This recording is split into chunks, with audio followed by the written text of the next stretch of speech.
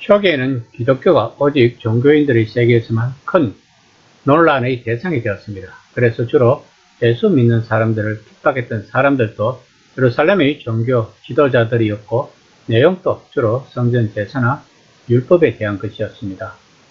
그러나 어느 정도의 시간이 흘러서 기독교인들에 대해서 경계심을 품게 되었습니다.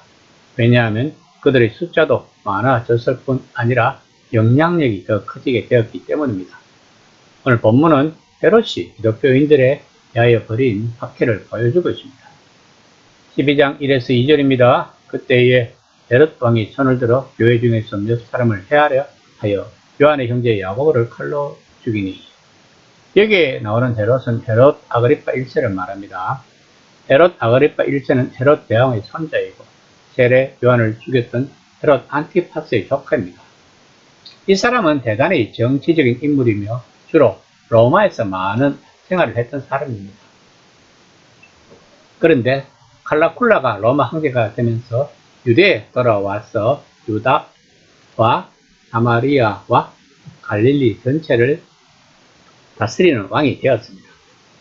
그러므로 헤롯 아그리파는 유대인들에게 잘 보이는 것이 정치 생명을 유지하는 데 아주 중요하다는 것을 깨닫고 유대인들의 비위를 맞추기 위해서 기독교인들을 핍박하기 시작합니다. 그는 일단 가장 중요한 사도 중 한 사람인 요한의 형제 야고보를 잡아서 죽였습니다. 영적 전쟁은 뜻밖의 상황에서 시작되었고 교회는 큰 손실을 입게 되었습니다. 야고보 사도는 요한과 함께 처음부터 예수님을 따랐던 제자일 뿐 아니라 예수님이 특별히 사랑하셨던 세 제자 중 하나였습니다. 그는 예수님이 높은 산에서 변화하실 때 함께 있었고 겟세마네 동산에서 기도하실 때에도 함께 있었던 제자였습니다. 한 번은 어머니를 앞세우고 요한과 자신을 예수님의 오른편과 왼편에 앉게 해달라고 예수님께 청했다가 예수님께서 내가 마시는 잔을 마실 수 있느냐는 질문을 받기도 했습니다. 그들은 예, 마실 수 있습니다 라고 했는데 그 잔은 예수님의 십자가였던 것입니다. 그런데 실제로 야고보는 제자들 중에서 이 순교의 잔을 가장 먼저 마신 사람이 되었습니다. 우리가 알아야 할 것은 전쟁에는 항상 희생이 따른다는 사실입니다. 동서고금을 방론하고 전쟁이 일단 터졌다 하면 이 편이든 저 편이든 이기든 지든 상관없이 많은 희생자가 발생하기 마련입니다. 마찬가지로 영적 전쟁 또한 희생이 따른다는 것입니다. 우리가 아무리 하나님을 잘 믿고 아무리 나름대로 철저하게 신앙생활을 하려고 노력함에도 불구하고 우리들에게는 고난이라는 희생이 따릅니다. 그런데 교회사를 보면 고난 뒤에는 항상 성령의 역사함이 뒤따라온 것을 볼 수 있습니다. 우리들이 신앙생활에서도 똑같은 원리를 적용해야 합니다. 예수님이 고난을 통해 순종을 배웠듯이 우리 또한 고난을 통해 하나님에게 순종을 배워 나가야 하는 것입니다. 12장 3에서 4절입니다.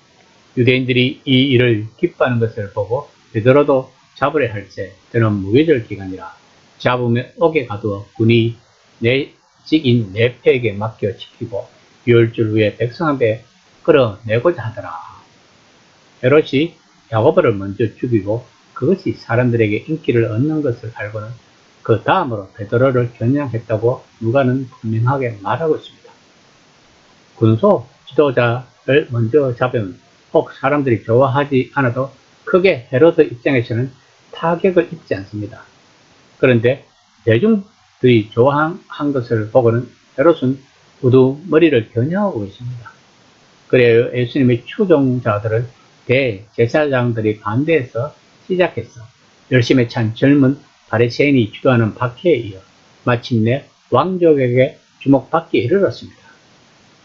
아그리파 1세는 유대인들이 우리 사람으로 여기는 사람이었습니다. 로마도 어느 정도 신뢰했지만 백성들 사이에서도 인기가 있었습니다. 로마의 권력자들에게는 위험한 운동이 일어나는 것을 용납하지 않는 것을 보여주고 백성에게는 조상의 전통을 옹호하는 모습을 보여주는 것이 아그리파 1세의 주된 관심사였습니다. 그런데 스데반처럼 돌로 쳐서 죽이는 것이 아니라 칼로 죽인다는 것은 헤롯이 기독교 운동을 정치적 위협으로 생각했음을 혹은 자신이 그렇게 생각한다고 사람들이 인식해 주기 바랐음을 보여주는 것입니다. 왜냐하면 기독교 운동은 그 이름부터 예수님을 기름 부음 받은 진정한 유대인의 왕으로 주장했기에 헤롯은 로마로부터 왕이라는 호칭을 선물 받은 사람으로서 위협을 느낄 수밖에 없었기 때문입니다. 누가는 이 모든 일이 6월절 무렵에 일어났다고 2번이나 강조하고 있습니다. 예수님이 십자가에 달리신 그 6월절 이후로 몇 년이 지났는지는 모릅니다.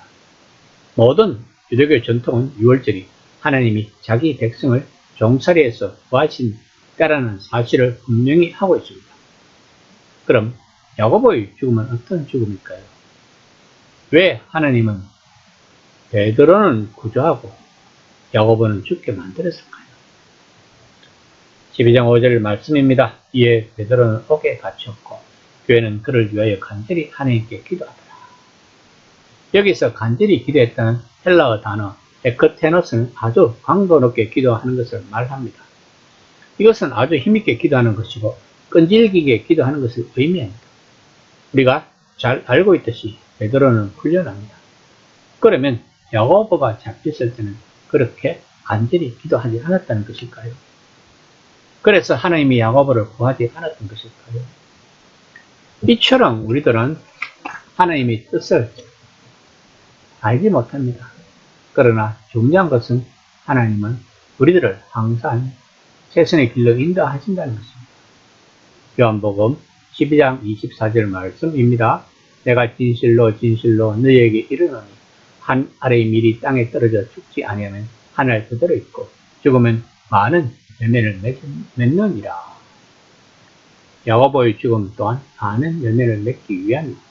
베드로도 결국 순교를 당함으로써 한 나라의 미랄이 된다는 것입니다. 다만 먼저 미랄이 되고 늦게 미랄이 되는 차이밖에 없다고 생각하면 야고보도 그렇게 억울하지는 않다고 생각이 됩니다. 이 시간 나는 어떤 미랄로 살아갈지를 한번 생각해보는 시간이 되었으면 합니다.